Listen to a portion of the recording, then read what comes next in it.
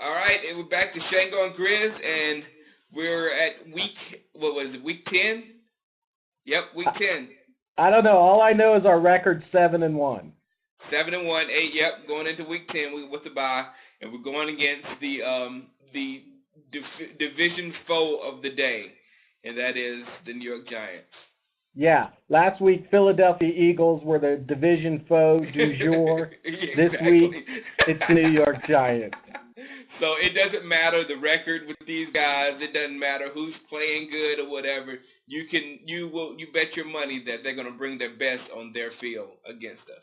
Yeah, especially with them playing at home. That's always a bonus in the division matchups. Exactly. But I think we're doing good right now. I love our 7-1. If we lose the game, it doesn't change my mentality of where we are in the NFC. I still think that we are the cream of the crop in the NFC and should take the rest of the guys. The only people I'm scared of kind of is like Detroit. Detroit's a weird team, man, because we tend to think of them as like this offensive, crazy, Mike Martz, Frankenstein, but it's actually their defense which is getting it done this year for them. I mean, they are causing turnovers. They are scoring from those turnovers. If you've got Detroit defense in your fantasy league, you'll know what I'm talking about. You're doing good. All right, we'll get into that in a couple of weeks when we talk about it, but they scare me. But now we're going against another defense, and that's the New York Giants. Now, what do we need to do first, our defense? What do we need to do to stop that offense? Well, I'm the broken record, but you cannot let the running game get untracked for the Giants. You cannot let Brandon Jacobs just own the ball, own the line of scrimmage, and basically allow them to control the tempo of the game at their own stadium. So this is actually a pretty good week to have someone like Tank Johnson coming on board because he'll be able to help us in the interior, and we know Brandon Jacobs can really run between the tackles. So I'm interested in seeing Tank this week. Yeah, they've got a nice little running game that developed. It might have been better for them to have lost Brandon Jacobs early in the season to see what they have behind them, because those guys are getting production, and now it's almost like a three-headed monster that they send toward your defense, a bunch of big, fresh guys, which we have a tendency to let the big guys get the yards. So for me, they got a lot of weapons on offense, and we got to take care of, Burress and Shockey and all those guys. But Brandon Jacobs is the guy we've got to have him under control to win this game. Now, I also do think we need to get more pressure on Eli than they get on Tony Romo. We need to make this guy beat us, because until he can beat, a rush and make those great throws, I don't trust Eli. I want to go after him, and I want to put him down. What do you think?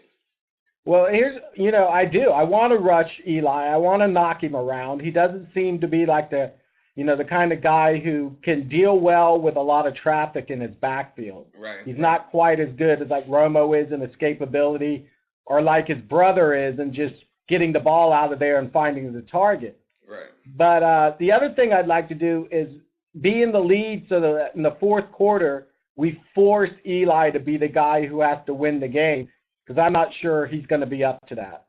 Yeah, exactly. Until I see him do that, then no, Eli will lose that game if we give him a chance to. So let's give him a chance to lose it. Now, on our offense, how do we stop those four-down linemen? Because a team with four-down linemen, they're your Patriots beaters. They're your Indianapolis Colts beaters. If you can put pressure on that quarterback with your four and have everybody else back in coverage, that's a killer for any football team. What do you think? Well, here's a couple of things I'd do. I'd take advantage of the short dump-off passes, the screens, the flares. I would do a lot of slants, anything to get the ball out of Romo's hand quickly, especially early in the game, so that they don't start getting comfortable rushing the passer. And you also force them to, the linebackers to think about different things. And once you do that, then maybe you can start springing guys like Witten over the middle on the seam and things like that.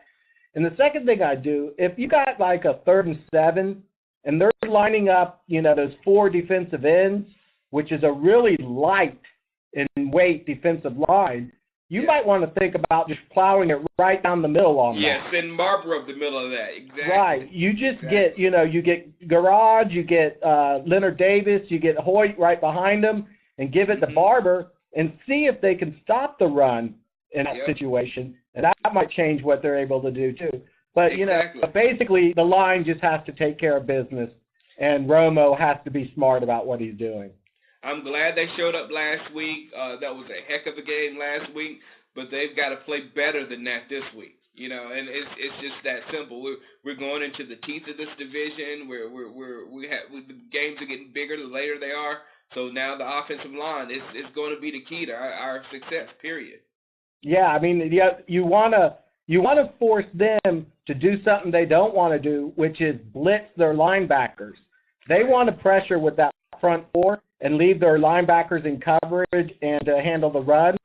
But if you force them to blitz where they can't get your guys, you can't get Romo with 4 guys, then you got them at a disadvantage. So that key one, force them to get out of their game and make them blitz.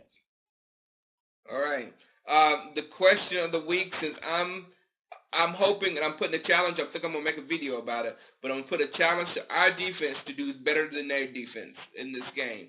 So, how many sacks do you think, how many times are we going to put Eli on his ass? Those are sacks. Asses mean sacks. How many you think? I'm going to go bold. I think we're going to come out pretty bold this week, so I'm going to go with 4. I'm going to give us 4 sacks, and I'm even going to say one of our secondary is going to score a sack on some kind of blitz.